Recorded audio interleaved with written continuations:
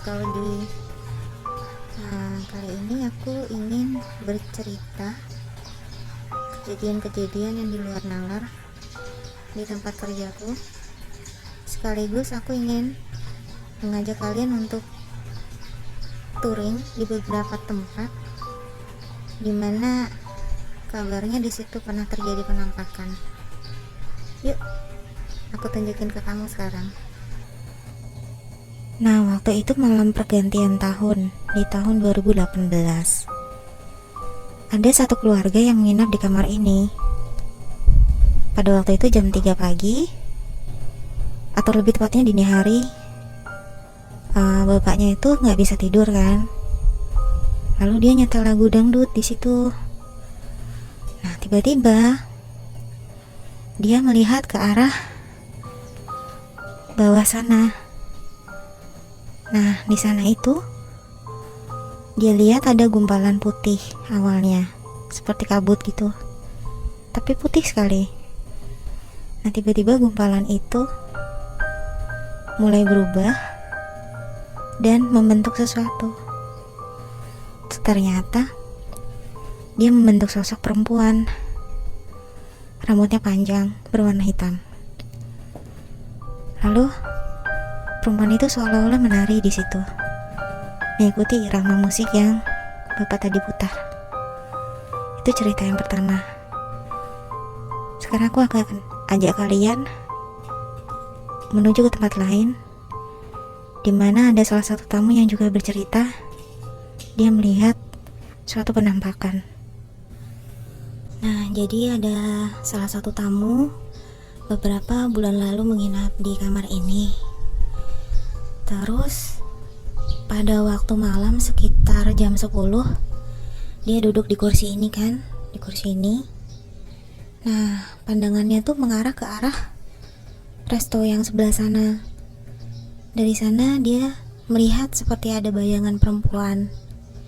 Sepertinya sih bayangan kuntilanak itu atau sosok kuntilanak itu seringnya muncul di daerah sana.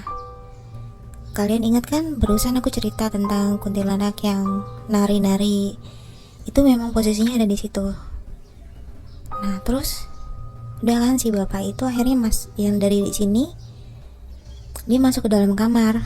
Terus sekitar jam 1:30 malam, dari dalam kamar dia ngelihat seperti ada orang yang mengintip dari ventilasi itu.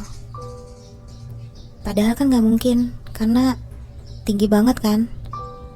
Kalaupun orang mau naik kursi, harusnya kursi seperti ini tuh, ini kan kursi kayu. Kalau diseret dia akan bunyi gitu. Itu gak ada bunyinya. Terus ngintipnya dari atas ini. Nah, dari atas itu.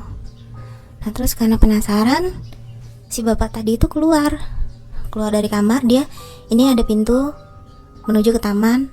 Di bagian dalam itu juga ada pintu juga mengarah ke belakang sana. Dia jalan, dia puterin kamar ini, bangunan ini, sampai akhirnya dia jalan dari situ, jalan ke sini. Nah, dia duduk di situ. Dari situ dia ngeliatin, ternyata ada kuntilanak itu lagi melayang, kepalanya nyampe di ventilasi situ. Dia melayang gitu, ngintipin. Nah, mungkin karena si bapak itu udah terlanjur penasaran atau gimana ya, dia cuma berdeham gitu, kayak gitu. Terus yang terjadi kemudian, kuntilanaknya tuh noleh ke dia. Ternyata nggak punya muka, jadi mukanya tuh rata. Tapi yang heran tuh gini, walaupun dia nggak ada mata, nggak ada mulut, tapi dia punya hidung. Cuman hidungnya tuh nggak ada lubang hidungnya gitu loh, jadi polosan gitu, tapi ada bentuk hidungnya gitu. Itu aja sih bedanya. Terus habis itu kuntilanaknya pergi dan nggak balik lagi sih. Mungkin karena si bapaknya berani, di kuntilanaknya jadi malah ketakutan ya. Terus bulan lalu tuh pernah ada juga satu keluarga yang nginap di sini. Di sini kan ada dua double bed plus ruang tamunya kan. di dalam itu. Terus pas malam-malam sekitar jam 11-an gitu, dia keluar, si ibunya, anaknya di dalam, suaminya waktu itu nggak ikut. Nah dia duduk di situ. Kemudian tiba-tiba pohon pisang itu salah satu daunnya dia bergerak gitu, dia bergerak naik turun kayak gitu kan. Tapi herannya daun yang lain tuh nggak bergerak, nggak kena angin, dan memang tidak ada angin pada malam itu. Nah terus tiba-tiba dia lihat ada sosok nenek-nenek, badannya kecil, berdiri di situ, tepat berdiri di situ.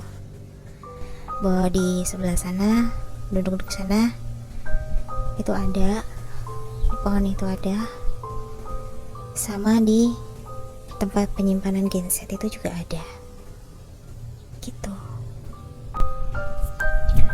Nah kalau di taman ini seringnya ada banyak anak-anak kecil main, tapi bukan manusia ya.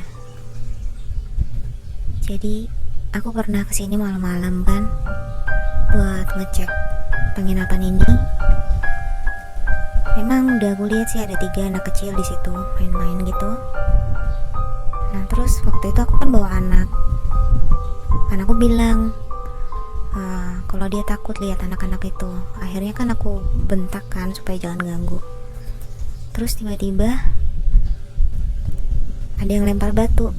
Jadi batu itu dari arah sini kayak gitu, tiba-tiba dia naik, mantul naik sampai ke sana.